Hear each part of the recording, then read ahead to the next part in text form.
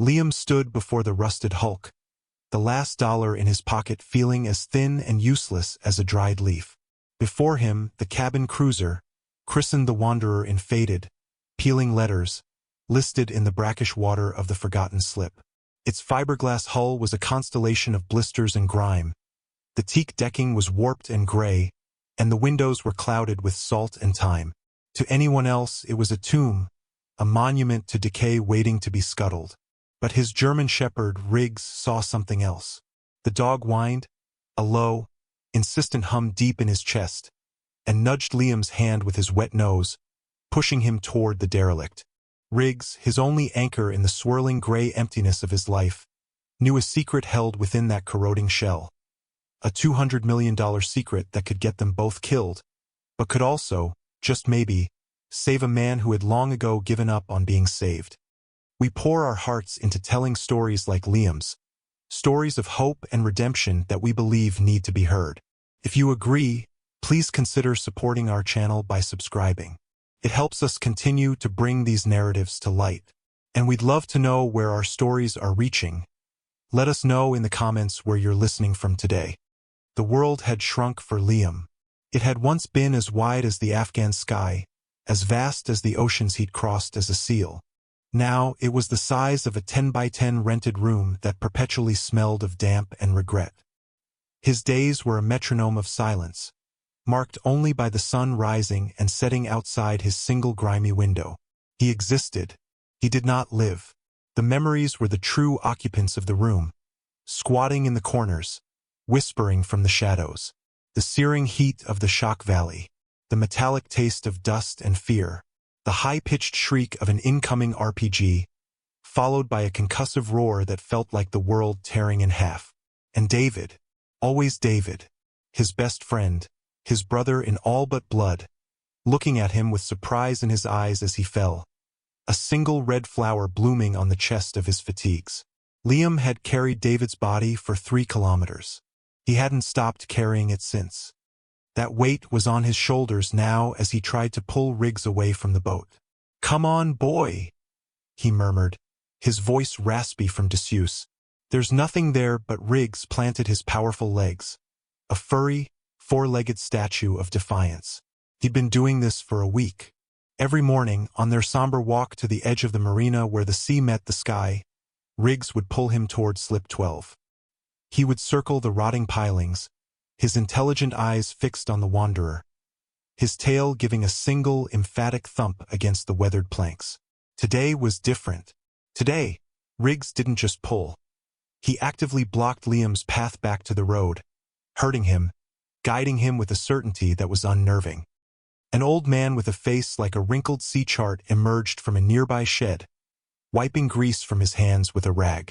He was Sal, the marina's owner and sole resident. "That dog of yours has good taste," Sal called out, his voice a gravelly rumble. "Or he's crazy. Can't tell which." Liam offered a tight, non-committal shrug. "He's stubborn." "He's chosen," Sal corrected, walking closer. He looked from the magnificent dog to the broken man at the end of the leash. He saw the haunted look in Liam's eyes, the premature silver at his temples, the way he held himself as if waiting for a blow. "That old girl's been sitting there for 5 years. Belonged to a writer fella. Disappeared one day. Left everything behind. The bank wants her gone. I'm supposed to have her scrapped next week." He squinted at Riggs, who was now resting his head on the boat's gunwale, a gesture of profound ownership. "Tell you what. You want her, she's yours. Save me the trouble." "I can't afford a boat," Liam said flatly. The words tasted like ash. He couldn't afford groceries for the rest of the week. Sal looked at the dog, then back at Liam. He saw the bond, the silent conversation passing between man and animal. He saw a flicker of something in Liam's posture that wasn't just defeat. It was a deep, soul-level exhaustion. "What VE you got in your pocket?" Liam hesitated. It was absurd. A humiliation. He slowly pulled out the single crumpled dollar bill. The last one. He held it out. Sal took it, his calloused fingers brushing Liam's. He didn't look at the bill. He looked at Liam's face. "Sold," he said, his voice softer than before. "Titles in the office. Keys are probably still in the ignition." He handed Liam a brittle piece of paper that was more symbolic than legal. "Good luck to you and your first mate there. Looks like you're gonna need it." Liam stood frozen, the worthless paper in his hand, the leash slack. Riggs looked up at him, panting softly, his dark eyes filled with a strange, triumphant light. For the first time in years, the metronome of Liam's existence had skipped a beat. He had nothing. He was a ghost haunting the edges of life. And now he owned a ghost ship. He looked from the rotting vessel to the loyal dog at his side, and a feeling he couldn't name. Not hope, not yet, but something less gray than despair, stirred in the dust of his heart. He had a mission. It was impossible, pointless, and utterly insane. He looped the leash over a cleat, swung a leg over the side, and landed with a soft thud on the deck of his new home. The work was about to begin. The first week was an act of archaeology. Liam wasn't restoring a boat. He was excavating a ruin. The cabin was a time capsule of neglect. Mildewed cushions exhaled clouds of spores when he touched them. The galley was a graveyard of rusted cans and shattered glass. Every surface was coated in a film of grime and salt. The air was thick and stagnant, the smell of decay so potent it felt like a physical presence. For Liam, it was perfect. The punishing physical labor was a balm, a way to sweat out the toxins of memory. He filled dozens of heavy-duty trash bags with debris, his muscles screaming in protest. He worked from sunup to sundown, fueled by cheap coffee and a grim determination. The sheer scale of the task was a shield, so vast and overwhelming it left no room for the ghosts to whisper. Riggs was his shadow, his silent partner in the Sisyphean task. The dog would lie on the foredeck, his head on his paws, watching Liam with unwavering attention. He never got in the way, never complained. He was a constant, grounding presence, a living reminder of why Liam had taken this insane leap. Whenever the despair threatened to creep back in, whenever the voice in his head whispered that this was pointless, that he was pointless, Liam would look at Riggs. He would see the complete and utter faith in the dog's eyes, and he would pick up his scraper, his brush, his bucket, and get back to work. The dog believed, so Liam had to try. He started in the V-berth, tearing out the rotted paneling and moldy foam. He moved to the head, scrubbing away years of filth until the small fiberglass compartment was stark and white. Then he tackled the galley. He'd spent 2 days clearing out the debris, his hands raw and bleeding through his gloves. The cabinets beneath the small sink were fused shut with rust and rot. He took a crowbar to them, the screech of protesting metal echoing in the small space. Wood splintered, rusted hinges groaned and then snapped. As he pulled away the last of the cabinet door, a wave of foul, stagnant air washed over him. And then Riggs acted. The dog, who had been dozing in the main salon, was suddenly alert, on his feet. He moved into the galley, his nose twitching, his body tense. He let out a low whine and began pawing at the bulkhead behind where the cabinet had been. Not frantic, but deliberate, focused. His claws made a scratching sound against the grimy fiberglass liner. "What is it, boy?" Liam asked, kneeling down. Riggs looked at him, then back at the wall, and nudged the spot with his nose, more forcefully this time. Liam ran his hand over the area. Felt solid. He knocked on it. The sound was a dull thud, the same as the rest of the bulkhead. "It's nothing, buddy. Just old wood." Riggs whined again, a higher-pitched, more insistent sound. He pawed again, this time with enough force to scratch the surface.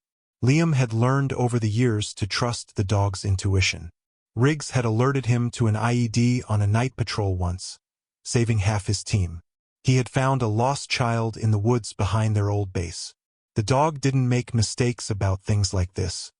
Sighing, Liam picked up his utility knife.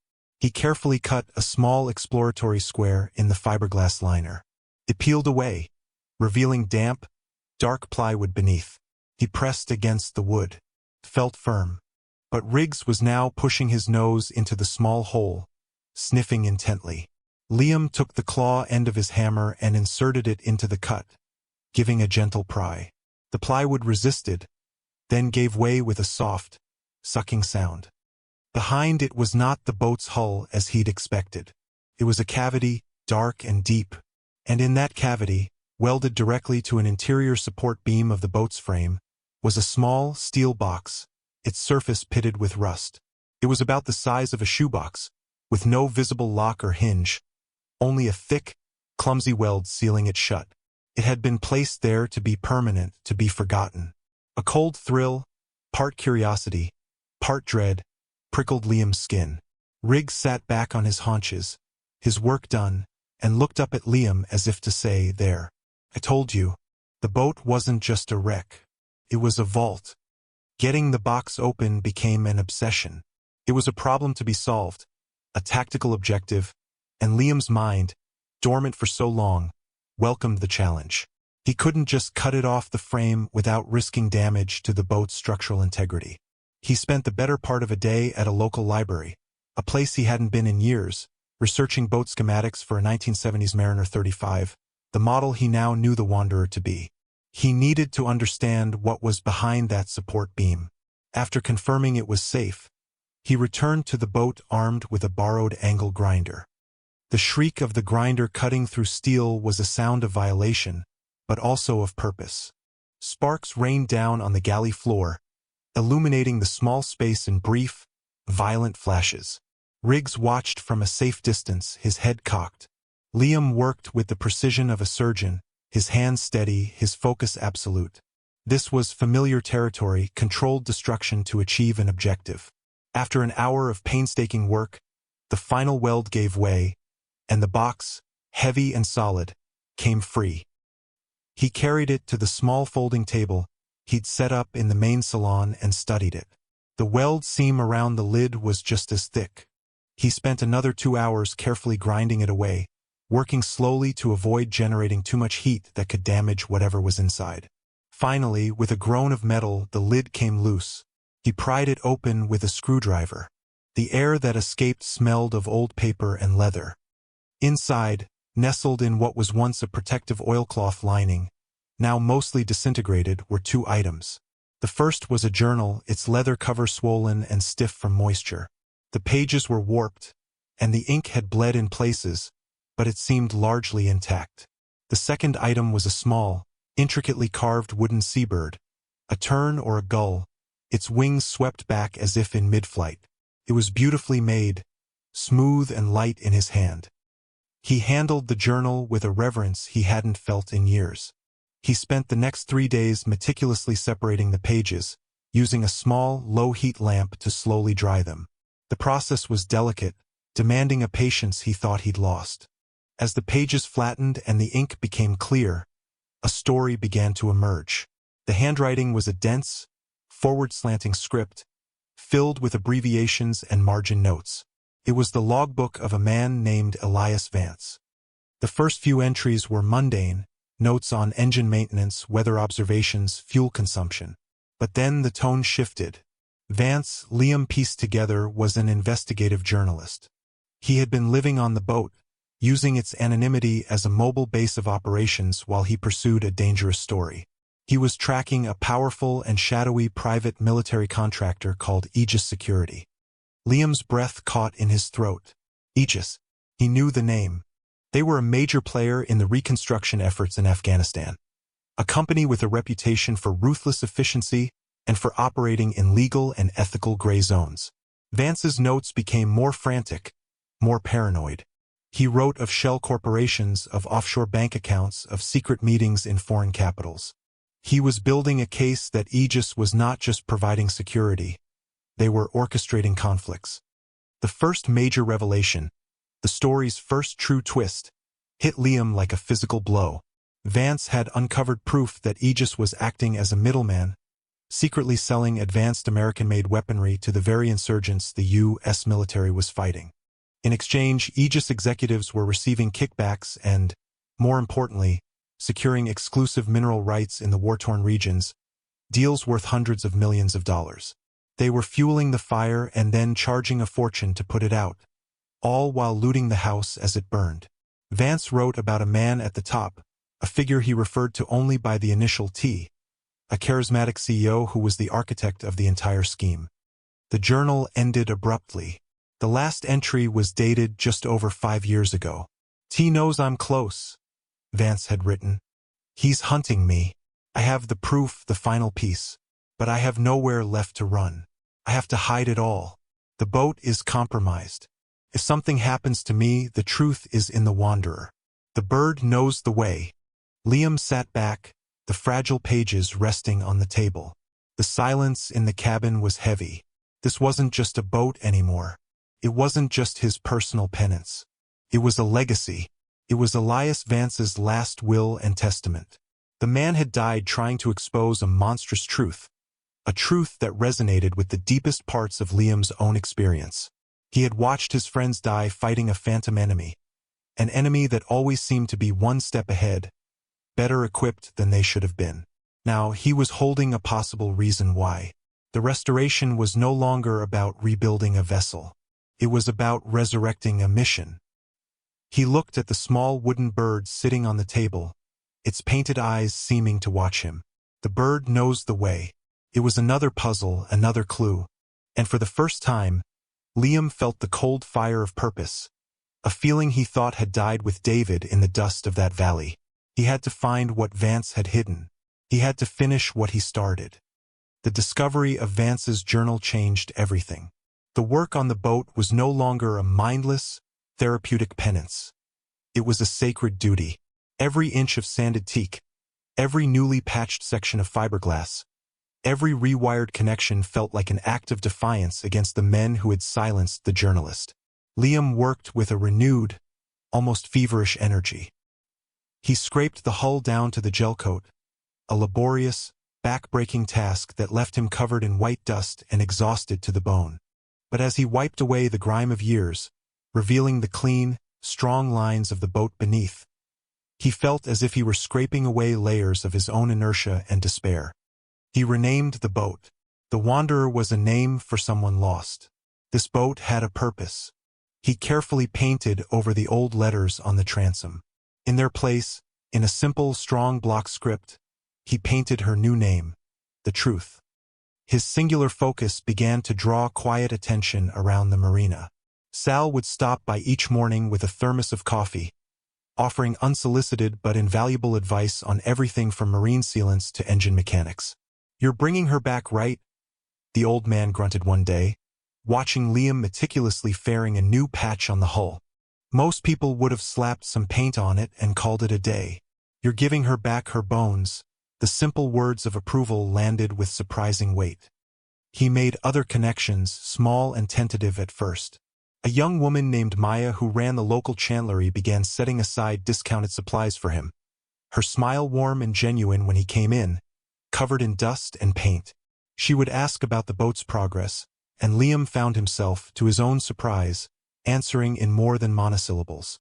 He talked about the engine, the electrical system, the challenge of restoring the woodwork. He didn't talk about Vance or the journal, but in sharing the details of the restoration, he was sharing a small part of himself. Riggs was the catalyst for much of this. The dog's calm and friendly nature was an open invitation. Other boat owners would stop to pet him, and their conversations would naturally drift to Liam and his project. They saw a man pouring his soul into a vessel, and they respected it. These brief, low-stakes interactions were like physical therapy for atrophied social muscles.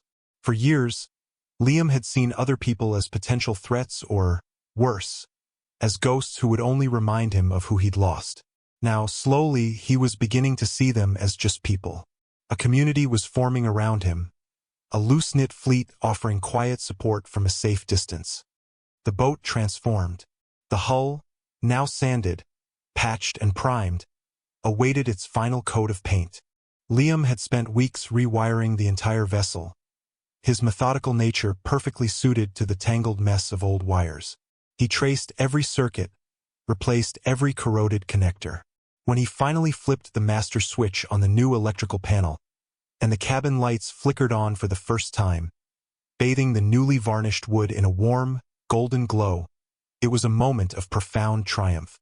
The light pushed back not just the physical darkness, but the shadows that had lived in Liam's mind for so long. He had rebuilt the galley, installing a new stove and sink. The V-berth had fresh paneling and new cushions. The truth was no longer a wreck. She was beautiful, strong, and alive. Her restoration was a mirror. The discipline and skill that had been forged in the crucible of war, skills he had come to associate only with trauma and loss, were now tools of creation and healing. He was building something instead of breaking it. He was restoring life instead of taking it. This progress, this visibility felt good, felt like hope. But as the boat became a shining beacon in the quiet marina, it also became a target. Beauty attracts attention, and not all of it is welcome. He was no longer hidden in the gray, and he was about to discover that his newfound light was about to cast a very long and dangerous shadow. The shadow arrived in a cloud of dust from a pearl-white luxury sedan that looked profoundly out of place parked next to Sal's rusty pickup truck. The car door opened, and a man emerged, his form silhouetted for a moment against the bright afternoon sun. He was tall, dressed in a perfectly tailored charcoal suit, his silver hair impeccably styled. He moved with an athlete's grace and a predator's confidence. As he approached, his face resolved into a handsome, charismatic mask, complete with a dazzlingly white smile. "Quite the transformation," the man said, his voice as smooth and polished as the car he'd stepped out of. He stopped at the edge of the dock, his expensive leather shoes a stark contrast to the weathered wood. "I've been watching your progress from the road. You do incredible work." Liam, who was polishing a brass cleat, straightened up slowly, his hand never far from a heavy wrench he'd been using. Riggs, who had been lying on the deck, rose to his feet in a single fluid motion, a low, almost inaudible rumble vibrating in his chest. "Thanks," Liam replied, his tone neutral. "Marcus Thorne," the man said, extending a hand. Liam hesitated for a fraction of a second before taking it. Thorne's grip was firm, dry, and cold. "I'm a partner with a development group that's been looking at this area. This marina has incredible potential. Deep water access, beautiful sightlines." His gaze swept over the dilapidated sheds and rusting hulks with a dismissive air before landing back on the truth. His eyes, a pale, piercing blue, lingered on the boat, a flicker of something covetous in their depths. "She's a classic," Thorne continued, his smile never wavering. "A Mariner 35, if I'm not mistaken. They don't build them with lines like this anymore. My father had one when I was a boy. Sentimental value, you know." Liam didn't respond. He just watched and waited. Men like Thorne didn't make social calls to admire old boats. "Look, I'll be direct," Thorne said, shifting his tone to one of friendly conspiracy. "My group is finalizing the purchase of this entire property. Most of these boats are scrap, but yours has character. It would be the perfect flagship for the new Heritage Harbor Yacht Club we're planning." He paused for effect. "I'm prepared to offer you $250,000 for it. As is, right now." The number hung in the air, absurd and unreal. It was life-changing money. It was more money than Liam had seen in his entire life. It was a ticket out, a way to start over anywhere in the world. The old Liam, the broken man from a few months ago, would have taken it without a second thought. But this Liam, the man who had poured his sweat and soul into every inch of this vessel, the man who held Elias Vance's legacy in his hands, was different. The offer was too much, too fast. It was a lure. "She's not for sale," Liam said, his voice quiet but firm. Thorne's smile tightened, the first crack in the polished facade. "I don't think you understand. This is a very generous offer. More than generous. It's a number you won't see again." "I understand the number," Liam said. "The answer is no." Thorne's eyes narrowed. He took a step closer to the edge of the dock. "This boat. It was a wreck when you found it. The old man practically gave it to you. Did you find anything inside? Anything unusual? Old papers, logs, anything like that?" The question was a laser cutting through the pretense. His interest wasn't in the boat. It was in what was in the boat. Riggs's low growl became audible now, a clear warning. The dog stepped forward, placing himself between Liam and Thorn. "Just rust and old cushions," Liam lied, his face an unreadable mask. Thorn stared at him for a long moment, his blue eyes cold and calculating. He was reevaluating the broken veteran he thought he was dealing with. He saw the steel in Liam's spine, the protective stance of the dog. The charismatic businessman vanished, replaced by something hard and dangerous. "A pity," Thorn said, his voice losing its warmth. "People can get sentimental about the strangest things. It's often a costly mistake." He turned without another word, strode back to his expensive car, and drove away, leaving a cloud of dust and a palpable sense of menace in his wake. Liam's hand rested on Riggs's head. The dog's fur bristled under his palm. The name Thorn had mentioned during their handshake echoed in his mind. Marcus Thorn. He went back into the cabin and opened Vance's journal. He scanned the frantic, final pages, his eyes searching for the initial the journalist had used for the CEO of Aegis Security. And there it was. "He knows I'm close." Thorn. The man in the expensive suit wasn't a developer. He was the monster Vance had been hunting, and he had just found him. The friendly mask was gone, and the nature of the conflict had irrevocably shifted. Marcus Thorn was not a man accustomed to being told no. 2 nights after the encounter at the dock, Liam returned from a late supply run to find the door to his small rented room slightly ajar. His heart hammered against his ribs. He signaled for Riggs to stay, his hand dropping to the tire iron he now kept under the driver's seat of his truck. He entered the room low and fast, clearing it in a series of practiced, fluid movements that felt like muscle memory from another lifetime. The room was empty, but it had been tossed. Not violently, but with a cold, invasive precision. His mattress was flipped, the few books he owned were pulled from their shelf. His duffel bag of clothes was emptied onto the floor. Whoever did this wasn't looking for money or valuables. They were searching for something specific. Nothing was taken. It was a message. "We can get to you. You are not safe." Liam stood in the middle of the small mess, a cold fury building in his chest. This was an escalation he understood all too well. It was a tactical probe, designed to intimidate and unsettle. He didn't sleep that night. He sat in a chair facing the door, a heavy maglite in his hand, with Riggs at his feet, equally vigilant. The ghosts of the past were no longer whispering. They were screaming, but now their screams were a battle cry. The next day, Thorn came back. There was no pretense this time, no expensive car. He appeared at the end of the dock on foot, flanked by 2 large, grim-faced men who looked like they were carved from granite.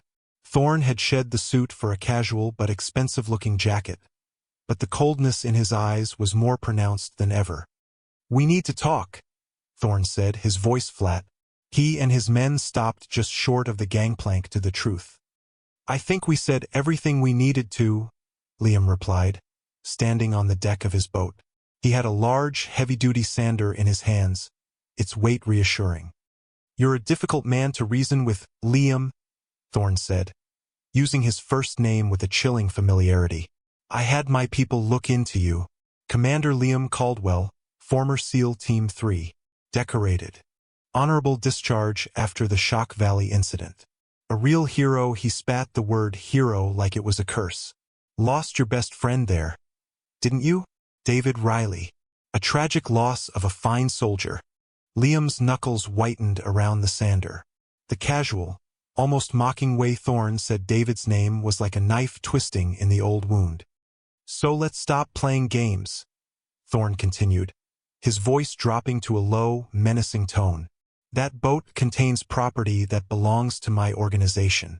A journalist named Vance stole it. I want it back. The journal, the logs, anything else he might have hidden on that piece of junk." "I don't know what you're talking about," Liam said, his voice dangerously calm. Thorn laughed, a short, ugly sound. "Don't you? You're rebuilding this wreck with a fanatic's devotion. You're not doing it for the love of sailing. You found something. Now you're going to give it to me." He gestured vaguely toward the small marina community. That old man, Sal. The girl at the supply shop, Maya. They seem to have taken a liking to you. It would be a terrible shame if this area were to suddenly become unsafe. Accidents happen in old marinas. Fires, electrical problems. Things and people get lost. The threat was no longer veiled. It was direct, personal, and brutal. He was targeting the fragile connections Liam had just begun to forge. He was threatening the sliver of light that had entered Liam's life. This was Thorne's mistake. He thought he was threatening Liam's weakness, but he was actually targeting his newfound strength. "You stay away from them," Liam said, the words coming out as a low growl. "Then give me what I want," Thorne countered. "I will have that boat stripped down to the frame if I have to. You have 24 hours to bring me everything you've found. If you don't, the consequences will be on your head. And believe me, Commander," he added, his eyes like chips of ice, "you've seen what I'm capable of. You saw it firsthand in that valley." He turned and walked away, his two bruisers falling into step behind him. The final sentence hung in the air, heavy and poisonous. You saw it firsthand in that valley. It wasn't just a threat. It was a taunt, a boast, a connection Liam couldn't yet understand but felt in his bones. The stakes were no longer about a dead journalist's legacy. They were about protecting the living, and Liam knew, with a certainty that terrified and electrified him, that this would end right here, on the decks of the boat he had rebuilt from nothing. He was being hunted, and his only option was to turn and fight. The world tilted on its axis. Thorne's final words, "You saw it firsthand in that valley," were a key turning a lock in the deepest, most guarded chamber of Liam's memory. He stumbled back into the cabin of the truth, his breath coming in ragged gasps. The threat against Sal and Maya was real, but that last sentence was something else entirely. It was personal. It was a claim of ownership over his trauma. Shaking, he went to the secure locker where he kept Vance's journal. He laid it on the table, his eyes scanning the pages, but his mind was elsewhere. He was thinking of the second item from the box. The small, carved wooden seabird. The bird knows the way. He had examined it before, admired its craftsmanship, but had dismissed it as a sentimental object. Now he looked at it with a soldier's eye for concealment. He picked it up. It was light, made of balsa or a similar wood. Too light, perhaps. He ran his thumb over its smooth, painted surface, feeling for any imperfection, any seam or joint. His fingers, sensitive from years of handling weaponry and explosives, traced the delicate lines where the wings met the body. There. A faint, almost invisible seam, no thicker than a hairline crack, running along the underside of the bird's belly. It was masterfully done, designed to be completely overlooked. He went to his toolkit and returned with a precision hobby knife. With the focus of a bomb disposal technician, he inserted the tip of the blade into the microscopic seam and gently twisted. For a moment, nothing happened. Then, with a faint click, a small section of the bird's underside popped open, revealing a tiny, hollowed-out compartment. Inside, nestled in a minuscule bed of cotton, was a military-grade encrypted microSD card. His heart hammered against his ribs. This was it. This was the final piece Vance had died to protect. Liam retrieved a small, ruggedized laptop from his go-bag, a relic from his service days that he kept for reasons he couldn't fully explain until now. It was loaded with the old software, the decryption programs his unit had used. Skills he hadn't touched in years came flooding back. He inserted the card. The screen filled with lines of code, a wall of gibberish. He went to work. His fingers flew across the keyboard, his mind slipping back into a familiar zone of logic, algorithms, and keys. He tried old passphrase, unit call signs, dates of significance. Nothing. He sat back, frustrated. What was the key? He looked at the journal, at the bird, at the boat around him. The bird knows the way. The bird. The seabird was a tern. Vance mentioned in his journal that he named his dingy little tern. It was a long shot. He typed the phrase, "Access denied." He stared at the screen, the cursor blinking mockingly. He thought about Vance, a man on the run, a man who loved the sea. What would be his ultimate failsafe? Not something complex, something meaningful. He looked at the boat's original name, still faintly visible under the new paint on a piece of scrap wood he'd kept. The Wanderer. He typed it in. Access granted. A single file appeared on the screen. Final_repo Artox. He clicked it open. The document that loaded was a bombshell that blew his world apart. It was Vance's complete, unredacted investigation. It contained spreadsheets, bank statements, encrypted communications, and a detailed summary. It laid out in irrefutable detail how Marcus Thorne, CEO of Aegis Security, had personally brokered a deal with an insurgent warlord. Thorne had provided a shipment of next-generation Stinger missiles in exchange for exclusive, multi-billion-dollar lithium mining rights in the Shock Valley. And then Liam saw the date. The report included the exact date of the weapons transfer. Liam's blood ran cold. He scrambled for his own footlocker, pulling out a small, worn notebook. His personal log from his last tour. He flipped through the pages, his hands trembling, until he found the entry for the worst day of his life. The date matched. The report continued. It detailed how Thorne, to ensure the deal went through without interference and to demonstrate the product's effectiveness to his buyers, had provided the warlord with intel on a U.S. Special Forces patrol that would be operating in the valley on that exact day. A demonstration target. Liam read the patrol's call sign. It was his, Echo 3. The room began to spin. The missile that had taken down their little bird transport, the one that started the ambush, wasn't a lucky shot from a stray insurgent. It was a demonstration, a sales pitch, the firefight that followed, the hail of gunfire from an enemy that knew exactly where they would be, the impossible odds, the loss of 3 of his men, the death of David. It hadn't been an act of war. It had been an act of commerce. Marcus Thorne hadn't just gotten David killed. He had sold his life. He had sold his life for a mining contract. The wound, the raw, gaping hole in Liam's soul, fused with the present danger. The fight for the boat, for Vance's legacy, was now a fight for David. The abstract quest for justice became a burning personal vendetta. Thorne wasn't just an antagonist. He was the author of Liam's pain, the ghost that had haunted him for years, now given a face and a name. The weight on his shoulders transformed from grief into fuel. He was no longer a broken veteran hiding from his past. He was a SEAL with a target, a mission, and a righteous fury that burned hotter than any desert sun. He would not give Thorne the evidence. He would give him justice. The 24-hour deadline was no longer a threat. It was a gift. It was time to prepare the battlefield. Liam's mind, once a fog of grief, was now a crystal-clear grid of tactics and strategy. He was no longer just a man restoring a boat. He was a soldier fortifying a position. The truth was his fortress, and he knew every inch of it, every wire, every bolt, every shadow. He made a choice. He could take the evidence to the authorities, but Thorne was a phantom, protected by layers of wealth and power. Vance's data was damning, but a good lawyer could tie it up in court for years, dismissing it as the work of a disgruntled, dead journalist. A man like Thorne needed to be caught in the act, his own arrogance used as a weapon against him. Liam needed a confession.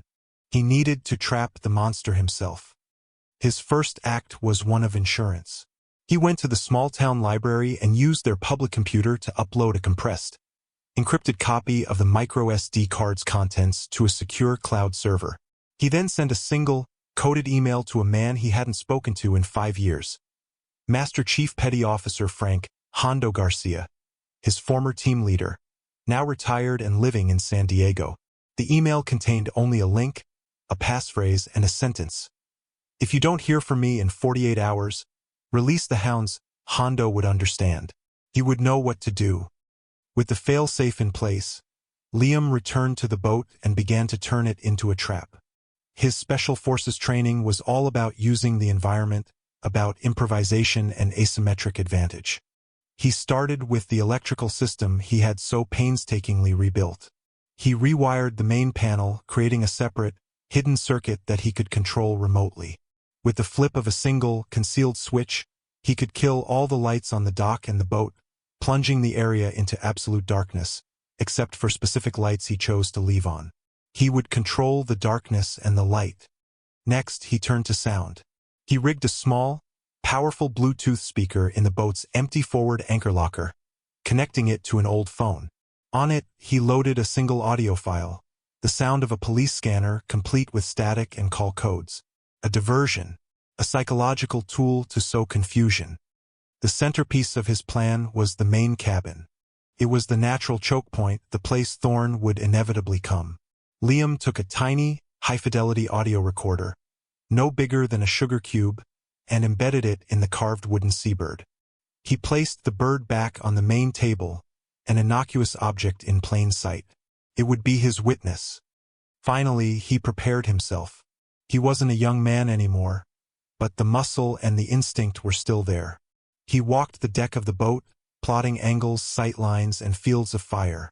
He noted the placement of every cleat, every coil of rope, every piece of equipment. They were no longer just parts of a boat. They were tactical assets. A heavy winch handle became a club. A coil of thick mooring line became a tripwire.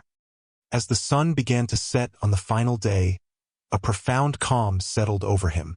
The fear was gone, replaced by a cold, hard certainty. He was not an assassin. He was not seeking revenge, not in the way Thorn would understand it. He was seeking justice, a balancing of the scales. He was doing this for Vance, the man who died for the truth. He was doing this for Sal and Maya, the innocent people caught in the crossfire. But most of all, he was doing this for David. He was finishing their last fight. He sat in the darkened cabin, the only light the faint glow of the moon on the water. He laid his hand on Riggs's head, the dog's steady breathing a comforting rhythm in the silence. "Just like old times, buddy," he whispered. "Watch my six." Riggs looked up, licked his hand, and then settled at his feet, his body tense and watchful. The trap was set. The hunters were coming. The darkness of the marina was absolute, a moonless, starless night that swallowed the familiar shapes of boats and docks. Liam sat in the shadows of the Truth's cockpit, a ghost in his own fortress. He had flipped the hidden switch an hour ago, cutting the main power to the entire pier. The only light came from a single, warm lamp he'd left on in the main cabin, a beacon for the moths he intended to draw into his web. The 2240, they came. Not in a flashy car, but on foot, moving like wraiths out of the darkness at the landward end of the dock. Liam watched them through a pair of old binoculars. It was Thorn, flanked by the same two granite-faced thugs. They moved with a quiet confidence, assuming they were coming to collect a debt from a broken man. Liam's heart was a steady, slow drum. He wasn't afraid. He was alive. The two thugs boarded first, splitting up as they'd been trained. One moved forward along the starboard side, the other aft along the port. Liam was a whisper in the dark. He met the first man near the bow. The man was focused on the light of the cabin, his mistake. Liam emerged from the shadow of the mast, a solid, dark shape. He didn't use a weapon. He used the man's own momentum, a fluid hip throw he'd learned in a dozen dusty dojos. The man went down hard, his head connecting with a brass winch with a sickening thud. He was out cold. The second thug heard the noise and spun around, reaching inside his jacket. Liam was already moving. He kicked a coil of mooring line he'd placed perfectly, snaring the man's ankles. As the thug stumbled off balance, Liam closed the distance and delivered a single, precise strike to the side of his neck. The man crumpled to the deck without a sound. It was over in less than 10 seconds. 2 down. Thorn, waiting on the dock, grew impatient. "What's going on?" he hissed into the darkness. When he got no reply, he cursed and boarded the boat himself, his arrogance overriding his caution. He pulled a pistol from the small of his back, the metallic click of the slide racking around echoing in the night air. He stormed into the lighted cabin, his eyes sweeping the room. Liam was waiting for him, standing calmly by the galley. "They're not going to be helping you," Liam said, his voice even.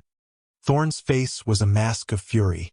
He raised the pistol, aiming it squarely at Liam's chest. "You've made a grave mistake, soldier." "No," Liam replied, his eyes locking on Thorne's. "You made the mistake when you sold a Stinger missile to a warlord in the Shock Valley. You made it when you gave him the coordinates for Echo 3-inch. Thorne's composure cracked. A flicker of shock, then recognition, crossed his face. "Vance," he spat. "That damn reporter told you." "He told me everything," Liam said, his voice dangerously low. "He told me how you traded my friend's life for a mining contract. My friend David Riley. Do you even remember the name of the man whose life you sold?" Thorne laughed, a high, chilling sound that was completely unhinged. "Riley? Of course not. He was a cost of doing business. A rounding error on a multi-billion-dollar deal. He died so I could get rich. It was the best investment I ever made. It was the confession." The tiny recorder in the wooden bird on the table captured it all. The words, so callous, so dismissive of David's sacrifice, broke the last thread of Liam's control. He lunged, not with a weapon, but with all the rage and grief he had carried for years. He knocked the table aside, sending the bird skittering across the floor, and slammed into Thorne. The gun went off, the shot deafening in the enclosed space, tearing a chunk out of the ceiling as they crashed to the floor. The fight was brutal and primal. Thorne was strong, but Liam was fueled by a righteous fury. They grappled on the floor, trading blows. Thorne was vicious, gouging and biting, but Liam was relentless. He gained the upper hand, pinning Thorne beneath him. But Thorne was slippery. He twisted, jamming his thumb into Liam's eye. Liam roared in pain, his grip loosening for a split second. It was all Thorne needed. He bucked, throwing Liam off and scrambled for the dropped pistol. He got to it first. He rolled over, pinning Liam's arm with his knee, and pressed the hot muzzle of the pistol against Liam's temple. His face was contorted in a triumphant sneer. "This is how it ends, hero," he snarled. Liam closed his eyes, a single image of David's smiling face flashing in his mind. And then, from the deepest shadows of the cabin, came a blur of black and tan fury. Riggs, who had been lying silent and still as a statue, exploded into action. He had been waiting, his canine intelligence understanding the flow of the battle, waiting for the moment his intervention would be most decisive. With a roar that was more lion than dog, he launched himself across the cabin. He didn't go for the arm. He went for the threat. His powerful jaws closed around Thorne's wrist, the one holding the gun. The crunch of bone was sickeningly loud. Thorne screamed, a high-pitched shriek of agony and surprise, his fingers spasming open as the pistol clattered to the floor. Riggs didn't let go. He shook his head once, a violent, powerful motion, dragging Thorne off Liam. The man who had orchestrated wars, who had commanded armies of mercenaries, was helpless, pinned to the deck by 110 pounds of loyal, furious shepherd. Liam scrambled away, his chest heaving. In the distance, a sound began to grow. A familiar baile. Sirens. Hondo had gotten the message. He looked at Thorne, disarmed and neutralized, screaming under the unyielding grip of his dog. He looked at Riggs, his protector, his hero, his friend. Justice had been served. Not by a bullet, but by a bond of loyalty that a man like Thorne could never, ever comprehend. The aftermath was a whirlwind of flashing lights and official voices, but for Liam, it was strangely calm. The local police, guided by a federal task force alerted by Hondo, swarmed the marina. Thorne and his incapacitated thugs were taken into custody. The pistol was bagged, and the small wooden bird containing Thorne's confession was carefully collected as evidence. Thorne's empire crumbled like a house of cards. The audio recording, combined with the irrefutable data on Vance's chip, was a legal atom bomb. The story exploded in the national news. The decorated CEO, the war profiteer, the man who sold out American soldiers. Aegis Security was dismantled, its assets frozen. Dozens of executives were indicted. Marcus Thorne, facing charges of treason, conspiracy, and murder, was tried and sentenced to spend the rest of his life in a federal supermax prison. a ghost in a concrete box. The $200 million secret that Riggs had sensed wasn't cash. It was the value of the truth. It was the price of the corrupt deals that, once exposed, brought a titan to his knees. Elias Vance was vindicated, his name cleared, his final story told to the world. In the quiet that followed, Liam found not elation, but a profound peace. The crushing weight he had carried for years had been lifted. It wasn't gone.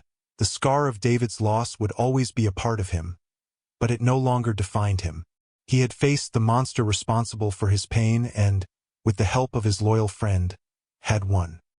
A substantial reward was posted for the information leading to Thorne's arrest, and Liam, as the sole provider of that information, was the recipient. The money was, once again, a life-changing sum, but this time he knew exactly what to do with it. He finished the restoration of the truth, bringing her to a state of perfection that would have made a shipwright weep. Every piece of brass gleamed. The new navy blue paint on her hull was as deep as the ocean, and the interior woodwork shone with a warm, inviting light. But she was not his to keep. Her purpose, his purpose with her, was served. He sold her to a young family with bright-eyed children, who promised to fill her with laughter and new adventures. He watched her sail away until she was just a speck on the horizon, feeling not a sense of loss, but of completion. With the proceeds from the sale and the reward money, he bought a few dozen acres of rolling green hills a few hours from the coast. There, he laid the foundation for a new mission. He established the David Echo Riley Foundation, a non-profit organization with a single, clear purpose: to rescue and train German Shepherds as therapy and support animals for veterans suffering from PTSD, and to provide these life-saving companions to them at no cost. The final scene of his old life faded, replaced by a new one. On a bright, sun-drenched afternoon, Liam stood on the porch of the Foundation's main building, watching as a young veteran, a woman with the same haunted look in her eyes that he once had, knelt down to meet her new dog.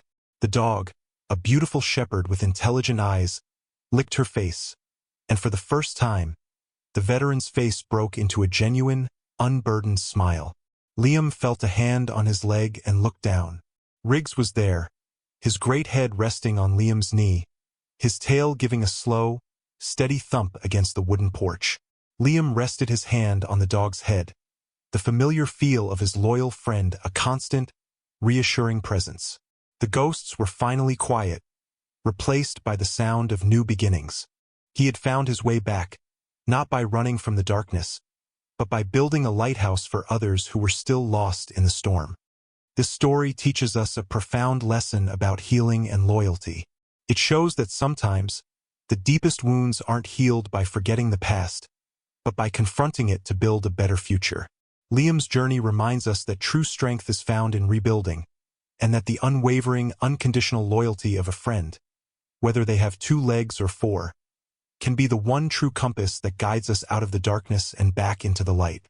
The most valuable treasures are not made of gold, but of truth, justice, and the love of a good dog. Thank you for joining us for this story. Your time and attention mean the world to us. If Liam and Riggs's journey moved you, please let us know in the comments below.